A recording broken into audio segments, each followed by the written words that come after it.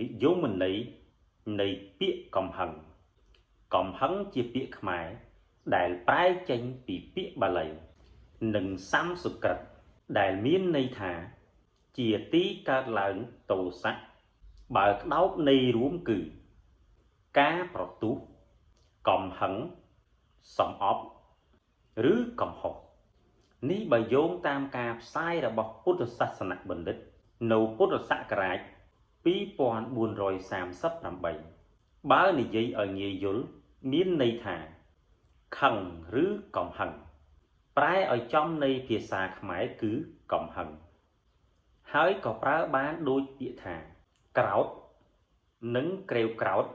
ឬឆេវឆាវពាក្យនេះគឺបង្កប់ន័យនៅក្នុងពាក្យសេចក្តីក្រោធទាំងអស់ម្យ៉ាងទៀតនៅក្នុងឫសគល់នៃទោសៈគឺជាសេចក្តីក្រោធឬកំហឹងនេះឯងពីព្រោះទោសៈនេះក៏ជាកំហឹងដែរពាក្យដែលយើងប្រើចាំមាត់និងស្គាល់រាល់ថ្ងៃនោះគឺក្រោធក្រេវក្រោធនិងខឹងសម្បាជារួមន័យទាំងអស់នេះគឺរួមបញ្ចូលក្នុងពាក្យថាកំហឹង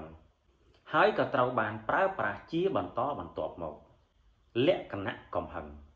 កំហឹងមានលក្ខណៈដូចដុំភ្លើងដែលកំពុងឆេះនៅក្នុងឡធ្យូងហើយនៅពេលនរណាម្នាក់មានកំហឹងវានឹងធ្វើឲ្យចិត្តរបស់អ្នកនោះក្តៅឆួលហើយនឹងបន្តឆេះទៅវត្ថុផ្សេងទៀតដែលនៅជិតវាឧទាហរណ៍ថាធ្យូងដែលត្រូវភ្លើងឆេះធ្យូងនោះនឹងឆេះคล้ายទៅជាផេះរីឯមនុស្សវិញប្រសិនបើមនុស្សណាដែលមានកំហឹងតែងឆេះនៅក្នុងចិត្តហើយមនុស្សដែលមានកំហឹងនោះតែងឆេះក្តៅនៅក្នុងចិត្តហើយធ្វើឲ្យរលាយក្តីសុខនឹងកើតទៅជាទុក្ខវិញដូចគ្នានេះអ្នកណាក៏ដោយដែលមានកំហឹងក្នុងចិត្តហើយមិនព្យាយាមគ្រប់គ្រងនឹងយកឈ្នះវាឲ្យបានទេនោះភ្លើងកំហឹងនឹងឆាបឆេះក្នុងចិត្តបុគ្គលនោះជាក់ជាមិនខានហើយជាលទ្ធផលគឺឆេះទី1គឺឆេះខ្លួនឯងឆេះទី2គឺឆេះអ្នកពាក់ព័ន្ធនិយាយជារួមទៅកំហឹងគឺជាភ្លើងនៅក្នុងចិត្តដែលដុតទាំងខ្លួនឯងនិងអ្នកដទៃលក្ខណៈនៃការកើតឡើងនៅកំហឹង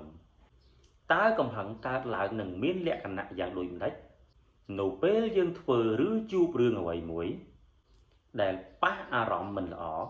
មិនចូលចិត្តថ្នាំងថ្នាក់ខុសពីគំនិតខ្លួនឬជួបគូបដិបត្តិឬក៏ជួបរឿងរ៉ាវផ្សេងដែលធ្វើឲ្យអារម្មណ៍ខឹងក្រោធកើតឡើងនោះគឺជាលក្ខណៈនៃការកើតឡើងនៅកំហឹងពេលអារម្មណ៍ខឹងកើតឡើងវាធ្វើឲ្យយើងចាប់ផ្ដើមគិតក្តៅក្រហាយខឹងក្នុងចិត្តហើយគិតរកវិធីធ្វើអ្វីមួយមិនល្អដើម្បីតបត